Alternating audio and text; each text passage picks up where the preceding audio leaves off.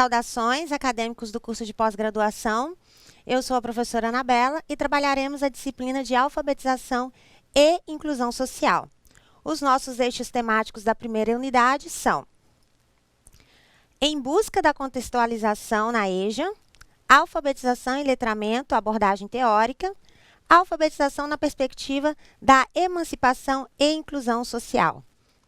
Os nossos principais objetivos para essa unidade consistem em analisar as funções sociais da EJA a partir da contextualização proposta, identificar e diferenciar os conceitos de alfabetização e letramento, reconhecer a alfabetização na perspectiva da emancipação e da inclusão social. Vamos começar com o primeiro gráfico, para a gente analisar, para a gente discutir a educação de jovens e adultos e o processo de alfabetização. É necessário que a gente compreenda o contexto social que os jovens e adultos e que a educação de jovens e adultos se encontra. Então, vamos atentar para esse gráfico. Esse gráfico trata dos países com mais adultos analfabetos em milhões. Percebam que o Brasil encontra-se em 8º lugar neste ranking, com mais de 14 milhões de analfabetos adultos. A situação, então, que se apresenta é a situação de um estado que tem um alto grau de analfabetismo. Esse analfabetismo ele se instala em todas as faixas etárias a partir do que nós consideramos 14 anos de idade, mas esse gráfico demonstra que o Brasil, embora haja uma preocupação com a educação de jovens e adultos, ainda não conseguiu mitigar ou solucionar o problema da educação de jovens e adultos, especificamente da alfabetização. E é justamente esse tema que nós vamos discutir, a questão da alfabetização na educação de jovens e adultos. Como que essa alfabetização deve ser encarada, como que essa alfabetização deve ser utilizada para a transformação social, para a emancipação do ser humano e, consequentemente, para a inclusão social. Seguindo, então, essa temática, para que nós possamos contextualizar a educação de jovens e adultos, é necessário que conheçamos os nossos pressupostos históricos. Nos anos 50, houve o Congresso de Educação de Adultos, em que a figura do Paulo Freire foi o maior representante. E desde então, é Paulo Freire um dos nomes mais importantes na educação de jovens e adultos.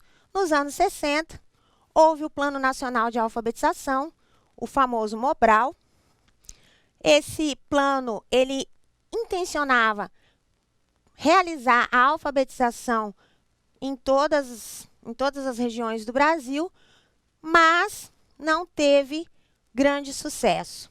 Nos anos 70, houve o Programa de Educação Integrada, que além teve a perspectiva de ampliar o processo de alfabetização, incluindo outras frentes de alfabetização. Nos anos 80, tivemos a Fundação Educar, com a mesma proposta de alfabetização ampliada, mas a grande revolução acontece na década de 90. A partir da década de 90, nós temos a Lei de Diretrizes e Bases da Educação Nacional, a 93/94/96, que traz em seus artigos 37 e 38 a previsão específica da educação de jovens e adultos. Essa legislação, que é a nossa legislação atual sobre educação, ela provoca significativa transformação no contexto da educação de jovens e adultos, porque prevê especificamente a educação de jovens e adultos como um direito integral, como um direito para todos. E é também nesse período, na década de 90, que os municípios e estados passam a assumir a responsabilidade para realizar a educação de jovens e adultos. Então, a década de 90 é uma década com bastante influência no programa da educação de jovens e adultos. Na sequência, nós temos no ano 2000 as diretrizes curriculares para a educação de jovens e adultos. E qual seria o contexto atual? O contexto atual, nós ainda temos uma alta taxa de analfabetismo das pessoas acima de 15 anos de idade. Então, no Brasil, segundo o IBGE, no censo de 2007 a 2013, embora a taxa de analfabetismo tenha caído, os nossos patamares ainda estão entre 9 milhões de analfabetos no Brasil. Diante desse contexto, vale questionar o contexto regional. Então, no Brasil, a matrícula inicial, segundo os dados do Censo Escolar INEP de 2015, do ano passado, a matrícula inicial em EJA, no Brasil, compreende 1.800.000 no ensino fundamental e 900.000 aproximadamente no ensino médio. Já no estado de Rondônia, essa matrícula é de 19.000 aproximadamente no ensino fundamental e 17.000 no ensino médio.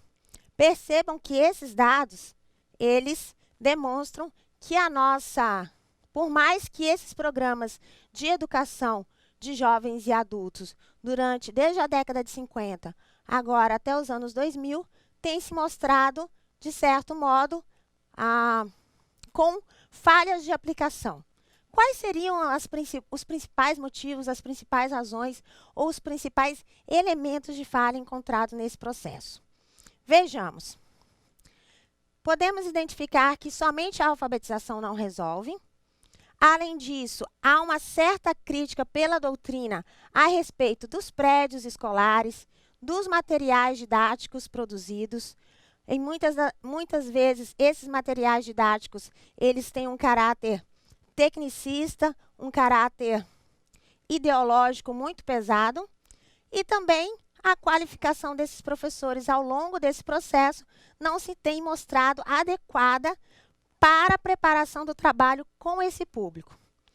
Outro elemento são as interrupções políticas. Então, vimos que durante essas décadas anteriores houve diversos processos, programas de educação de jovens e adultos, mas cada um tendia a um objetivo diferente. Um outro elemento que contribui para essa dissociação ou o pouco avanço nesse processo é a diversidade e distanciamento da realidade. Então, tem se pensado até então a educação de jovens e adultos, mas não tem se considerado a realidade desse público. Ainda assim, temos uma margem de investimentos e políticas públicas. Essas políticas públicas e esses investimentos, eles não são considerados de modo maciço. Então, não há um programa específico, não há uma política pública específica para a educação de jovens e adultos que transpasse o governo, que seja uma política de Estado. E essas políticas não garantem, de fato, os recursos necessários para o investimento, tanto em material, quanto em estrutura e quanto na formação de professores. Essa pós-graduação é uma iniciativa nessa tentativa. Diante disso, nós fazemos a segunda pergunta. Quais são os efeitos, então, desses programas intercorrentes, desses programas paralelos, desses programas marginais na EJA? Como que está o nosso contexto atual?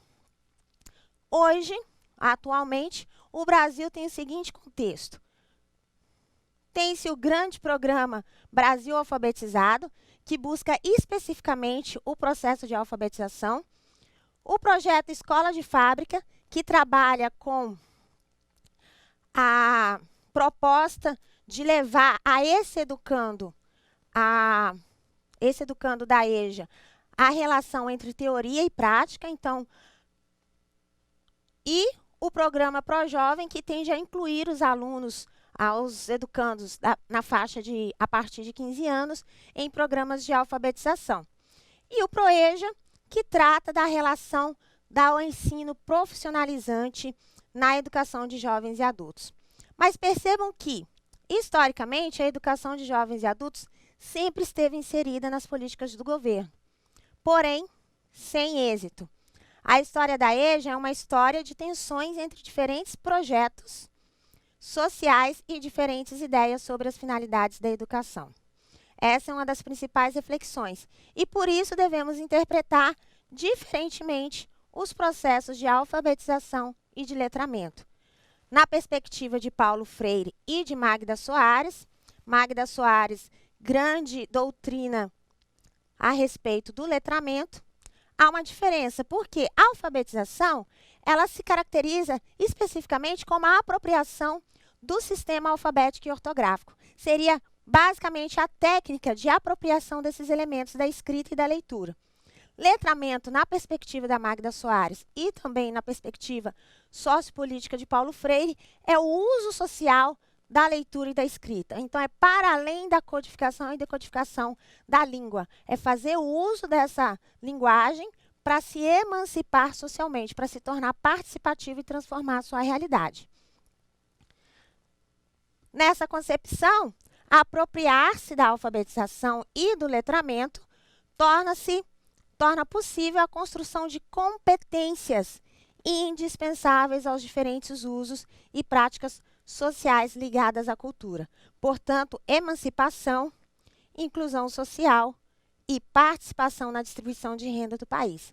Dessa forma, o jovem e o adulto que se encontram em um processo de alfabetização, esse processo de alfabetização deve ter uma concepção lata, uma concepção ampliada, do ponto de vista de que a alfabetização deve permitir o letramento, deve permitir a emancipação do indivíduo, e essa emancipação vai transformar a realidade social desse indivíduo. Então, a educação de jovens e adultos baseada na concepção de alfabetização e letramento não é apenas a decodificação e a codificação da língua escrita, mas sim o uso social dessa linguagem, de modo que eu tenha acesso ao conhecimento, que eu reflita sobre esse conhecimento e esse conhecimento me faça ser um ser independente, um ser autônomo capaz de participar na sociedade e, consequentemente, participar da distribuição de renda do país. Deste modo, a postura do professor compreende 3 elementos básicos: a postura política, a postura pedagógica e a postura ética. A postura política compreende, na perspectiva de Paulo Freire, a ação do professor do ponto de vista da quebra da ideologia instalada com relação à educação. Então, eu não posso aceitar simplesmente a situação posta. Eu tenho que refletir sobre essa situação e agir socialmente.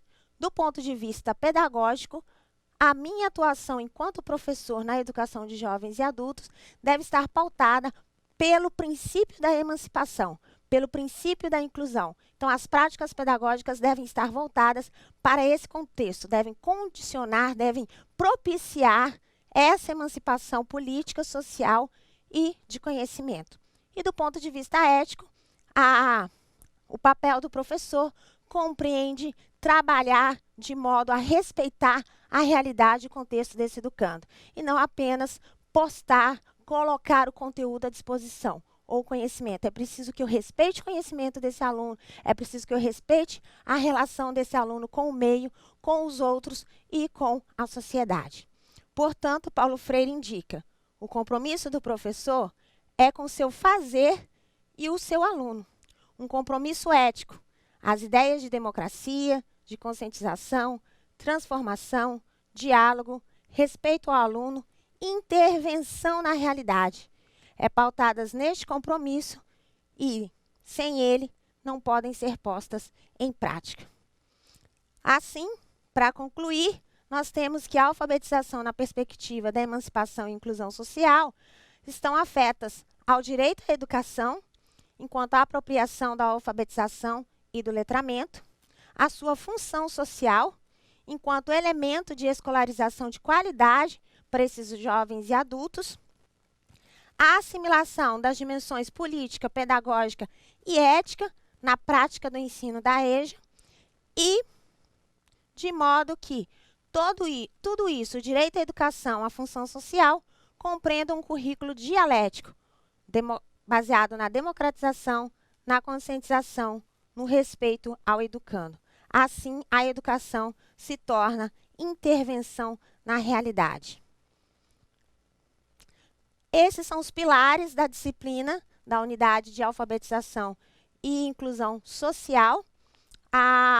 Os pilares consistem justamente em compreender a alfabetização e o letramento em uma perspectiva ampliada. Então, a prática pedagógica não se deve pautar apenas pelo instrumental, mas sim pela concepção de educando da educação de jovens e adultos enquanto ser social, político, que deve ter acesso ao conhecimento teórico e ao conhecimento prático, para que, a partir desse conhecimento, ele se emancipe enquanto ser social, possa participar da sociedade em que ele está inserido, participar ativamente através do diálogo, do compromisso social e da transformação. Essa é a nossa primeira unidade. Temos uma atividade de percurso para a próxima unidade. Essa atividade de percurso consiste no fórum Diversidade e Inclusão e, além disso, teremos a tarefa Alfabetização e Inclusão Social. Na próxima unidade, EJA, Tópicos para Ensino. Essa é a nossa temática da primeira unidade. Espero que todos os elementos tenham sido tratados, embora brevemente, com o devido aprofundamento. Até a próxima!